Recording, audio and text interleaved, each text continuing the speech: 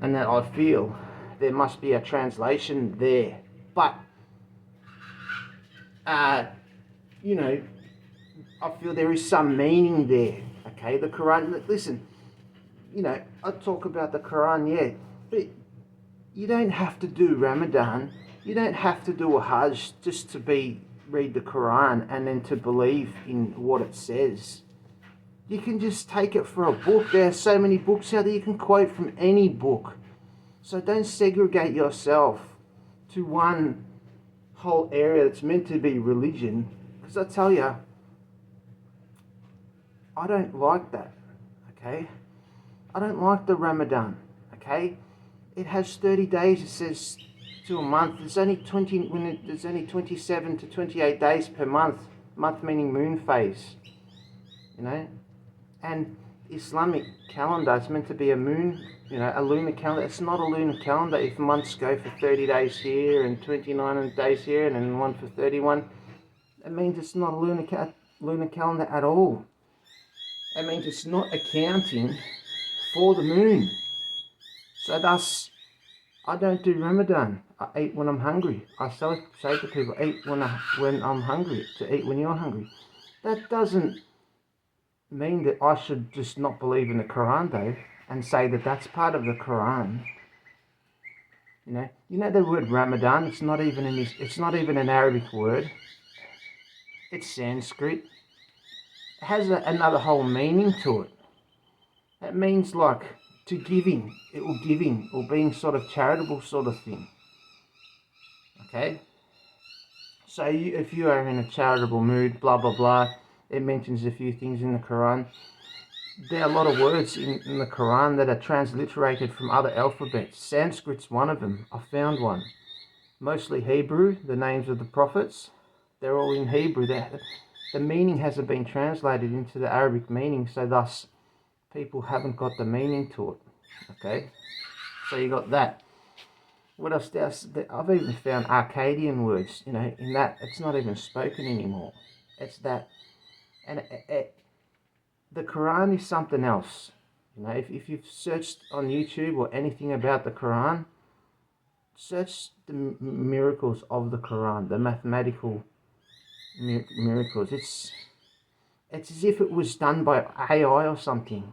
I'm serious. You can't really put man's hand to it. You can't really put an authorship to it unless somebody, and the history of Muhammad is true, because I don't believe in the history of prophets and all that.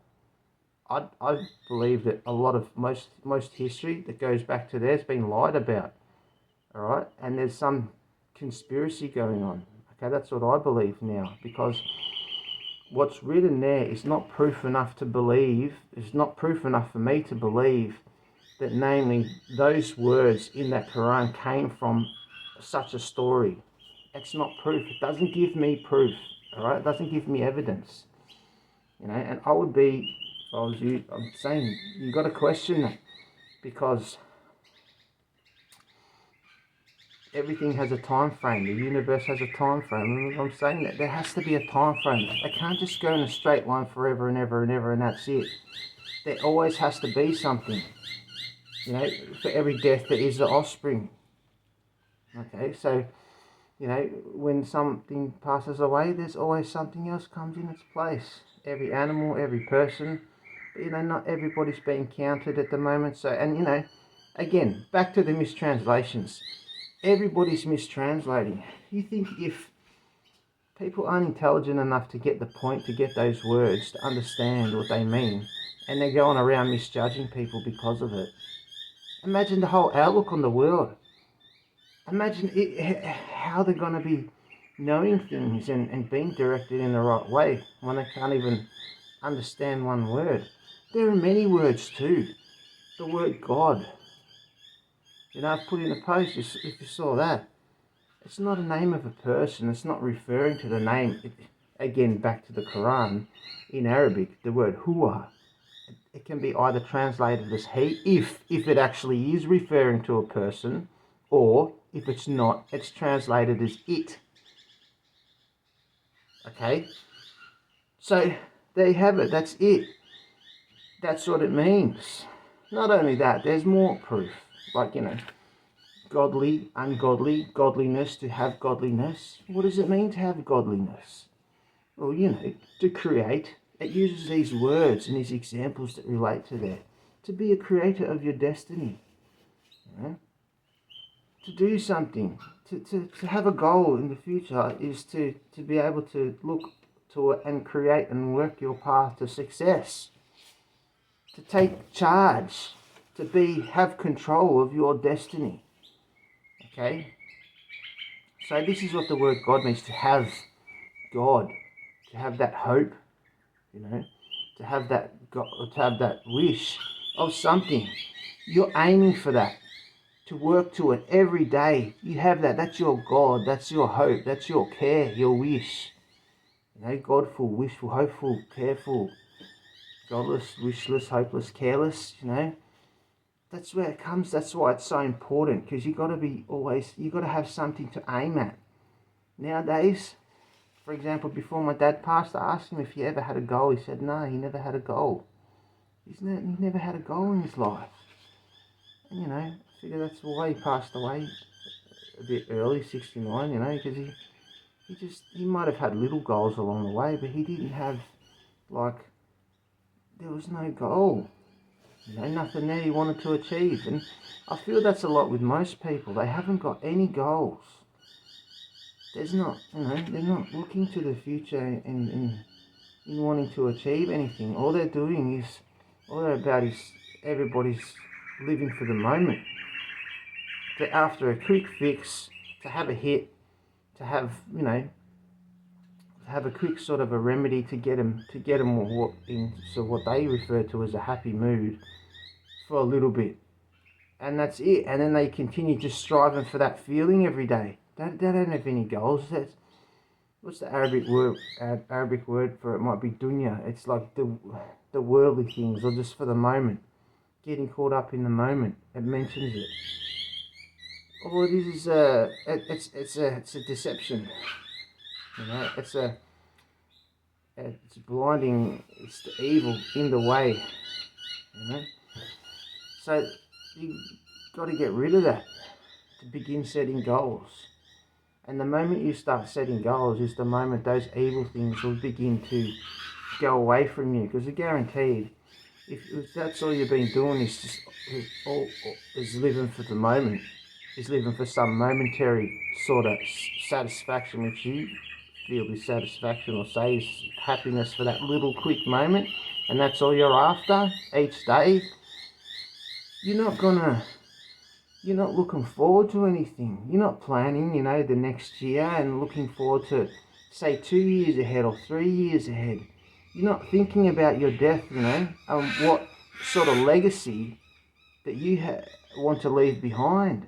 And that's the word want, to have a want, to have it, to have the want, to leave something behind for somebody, to leave a memory, to leave good effects on the earth when you pass away, so that the people that come after you, they can benefit and then continue on with the legacy.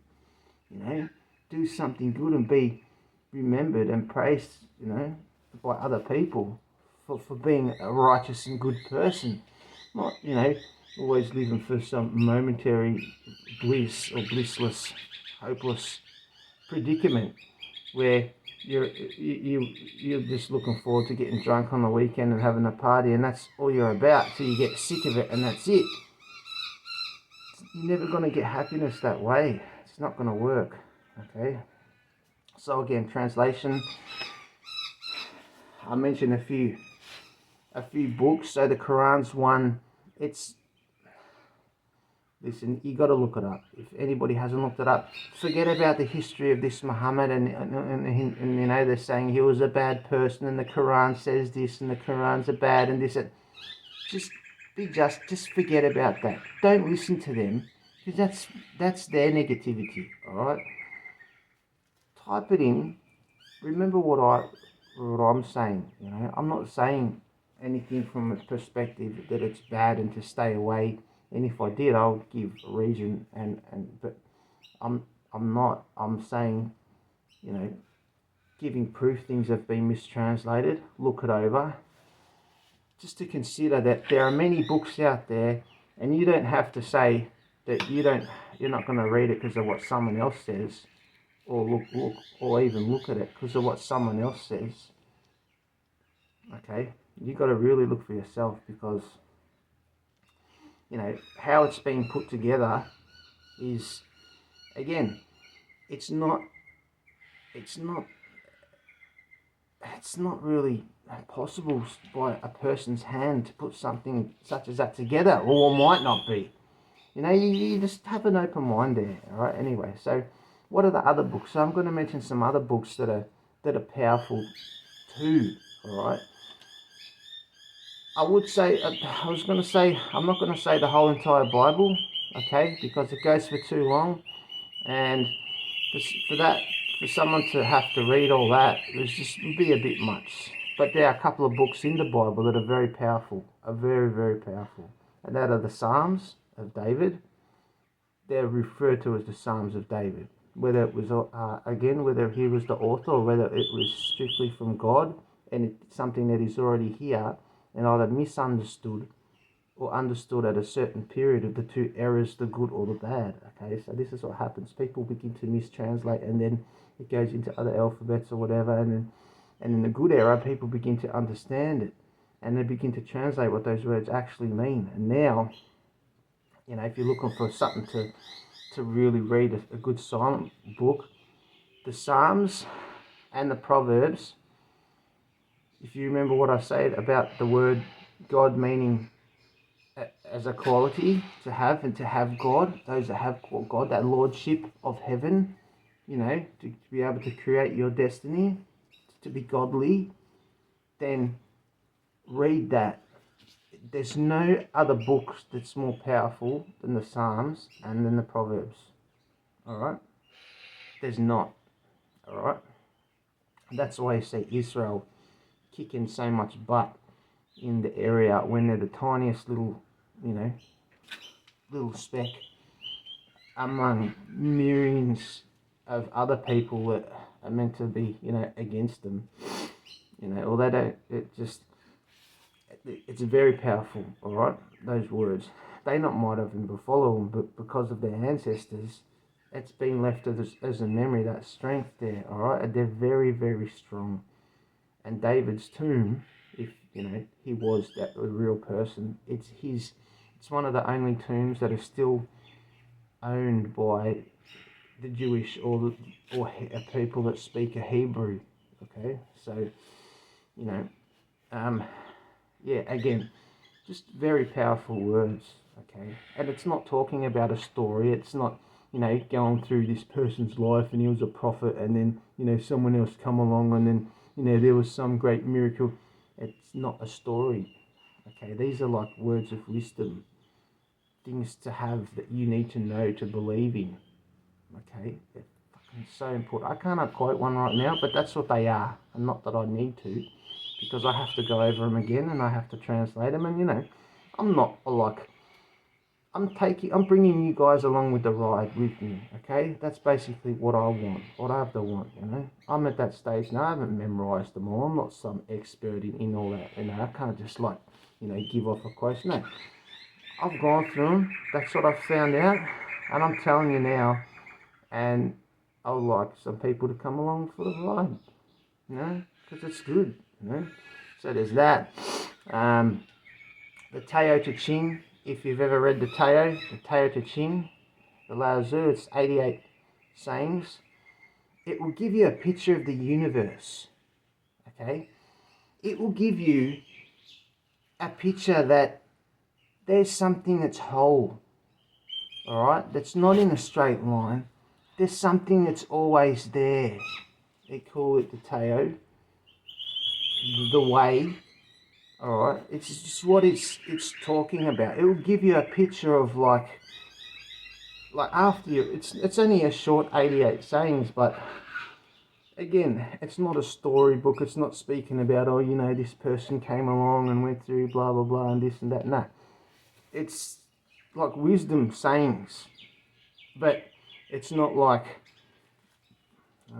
he said, she said. No, it's like just one, and then it goes to the next one, and then it goes to the next one, And that's what the Psalms are too. It goes to the next one and it goes to the next one. And it's like what the Quran is too, but the Quran is like, it's meant to be recited, and it needs a whole bunch of things done to it, but like, because right now, all the transliterated words, there's a lot of work that needs to be done there with that, alright? And there is the other ones too, because they're just those simple words in the alphabet that people have mistranslated nowadays, that are, that are in that, so yeah, so there are a few books, if you want to know where I'm coming from, and what I'm clinging to, what I believe in, or where that's where I'm coming from, alright?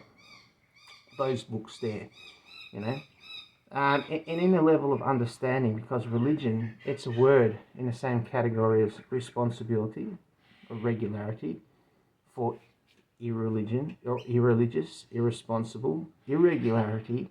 So but there's not a whole bunch of categories of religions that, is there to choose, and you're a this and you're a that. That's not the way it goes, okay?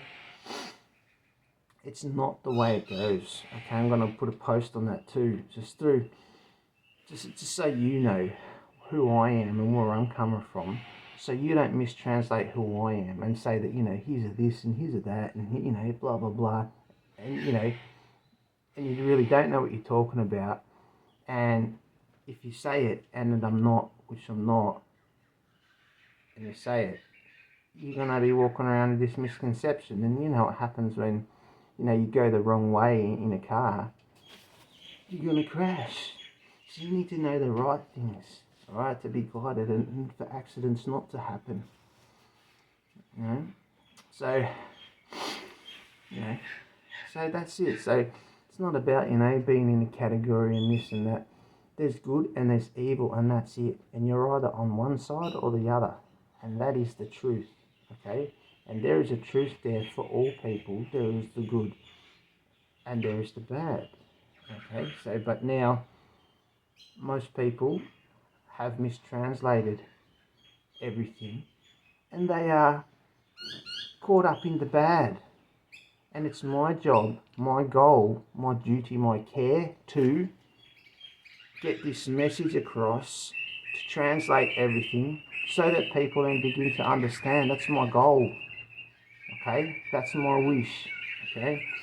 And then to get it all finished and get it all done so that I have a good 20 to 30 years to live it in a world where I can wake up and know that other people understand me and understand what's going on, and they can translate, and work and progress, and not make, not commit to mistakes, and accidents are not going to happen, and conflict and war and all those nonsense things. Okay, so that's my goal. Okay, and with these lessons, you can pass them on to other people, and you can, be a part of that too. So, that's it. All right, that's the message today, which I wanted to get across to you guys. And so yeah, just think about that. Look at those books. If you haven't, and you're thinking about religion or what is religion, and looking in those areas, type in Quran on YouTube, Miracle of Quran. These whole mathematical things will come up. Just whatever you do, just don't go to the history of it, okay? Just don't, because history's a lie, okay? Well, that goes as far back as that. It's all lies. It's not accounted for. The history of that was put in books 3 to 300 years after the person that was meant to have put it there came. It didn't come, you know what I mean? So, and there, as I was saying again, there's a time frame. It doesn't begin and an end. It isn't a small amount of people, like, on the world, in, like, say 30 years ago. They're saying it's it's multiplied by 1 billion every 10 years. Like, say the last 10 years 1 billion, and the last 10 years before that another 1 billion. So imagine how stupid. And there's only meant to be like 7, 8, they're saying 8 billion now. So what is it, 1 billion every 10 years? And how did it slow down so much in such a short, tiny little amount of time? And imagine, all the way back thousands of years. So you can't expect these stories of history to be true, but what you can expect to be true is that there's something there for you.